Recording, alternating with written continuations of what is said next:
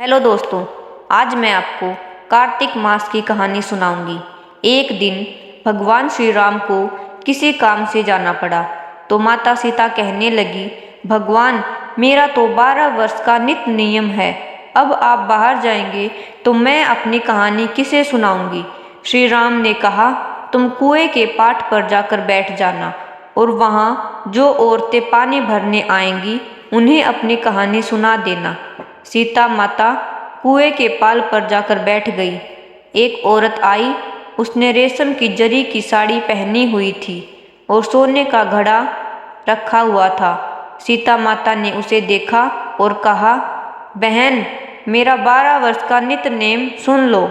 वह स्त्री बोली, मैं तुम्हारा नित्य नेम सुनूंगी तो मुझे घर जाने में देर हो जाएगी और मेरी सास मुझसे लड़ेगी।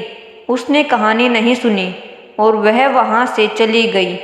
घर पहुँचने पर उसकी रेशम की जरी की साड़ी फट गई और सोने का घड़ा मिट्टी के घड़े में बदल गया।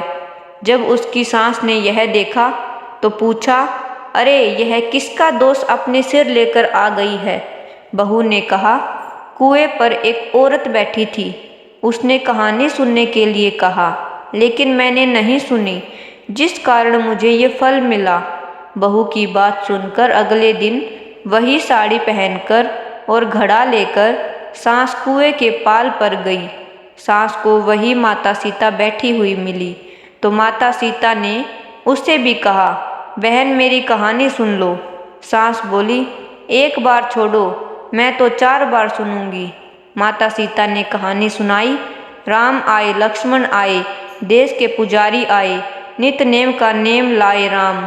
बैठो राम, तप रसोई जियो राम, माखन मिश्री खायो राम, दूध बतासा पियो राम, सूद के पाल का मोठो राम, शाल दुसाला ओढ़ो राम, जब बोलूँ जब राम ही राम। राम सवारे सबके काम, खाली घर भंडार भरेंगी, सबका बेड़ा पार करेंगे, श्री राम जय जय राम। सास बोली, बहन कहानी तो बहुत अच्छी लगी। कहानी सुनकर सास अपने घर गई। घर आते ही उसकी साड़ी फिर रेशम की जरी की बन गई और मिट्टी का घड़ा फिर से सोने के घड़े में बदल गया। बहू कहने लगी, सासू माँ आपने ये सब कैसे किया। सास ने कहा, तू दोष लगा के आई थी, अब मैं दोष उतार कर आ रही हूँ। बहू ने कहा, वो कुएं वाली स्त्री कौन थी। सास ने बोला, वो सीता माता थी, वह पुराने समय से पुराने का नया कर देती है, खाली घर के भंडार भर देती है, लक्ष्मी जी का वास घर में करा देती है, आदमी की जो भी इच्छा हो उसे पूरा कर देती है। बहू बोली, ऐसी कहानी मुझे भी सुना दो। सास बोली, ठीक है, मैं तुम्हें भी सुनाती हूँ, सुनो। सास ने कहानी शुरू करी। राम आए लक्ष्मण आए, देश के पुजारी आए, नित नेम का नेम लाए, बैठो राम, तप रसोई जीमो राम, माखन मिश्री खाओ राम, दूध बतासा दियो राम, सूत के पाल का मोठो राम, शाल दुसाला ओढ़ो राम, जब बोलूँ जब राम ही राम। राम सवारे सबके काम, खाली घर भंडार भरेंगे, सबका बेड़ा पार करेंगे, श्री राम जय राम, जय राम जय जय राम। कहानी सुनकर बहू ने कहा, कहानी तो बहुत ही अच्छी लगी। सास ने कहा, ठीक है, इस कहानी को हम रोज कहा करेंगे।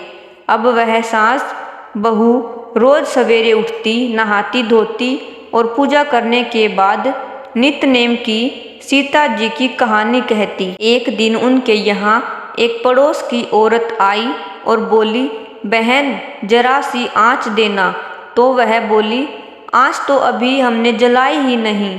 पड़ोसन ने कहा, तुम सुबह सुबह 4 बजे से उठकर क्या कर रही हो। उन दोनों ने कहा, सुबह उठकर हम पूजा करते हैं, फिर माता सीता की नित्य नेम की कहानी कहते हैं। पड़ोसन ने कहा, माता सीता की कहानी कहने से तुम्हें क्या मिला। वो बोली, इनकी कहानी कहने से घर में भंडार भर जाते हैं, सारे काम सिद्ध होते हैं, मन की इच्छा भी पूरी होती है। पड़ोसन ने कहा, ऐसी कहानी है तो मुझे भी सुना दो। वो बोली, ठीक है, कहानी तुम भी सुन लो।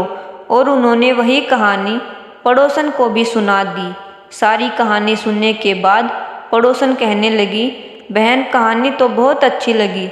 अब वह पड़ोसन भी नितनेम की सीता माता की कहानी रोज कहने लगी। कहानी कहने से सीता माता ने पड़ोसन के घर के भंडार भी भर दिए। अब तो पूरे मोहल्ले में नितनेम की कथा चल पड़ी। हर किसी की मनोकामना पूरी होने लगी। हे सीता माता, जैसे आपने उनके घर के भंडार भरे, वैसे ही हमारे और सब के भरना, कहानी सुनने वाले के भी और कहानी कहने वाले के भी। तो बोले सीता माता की जय।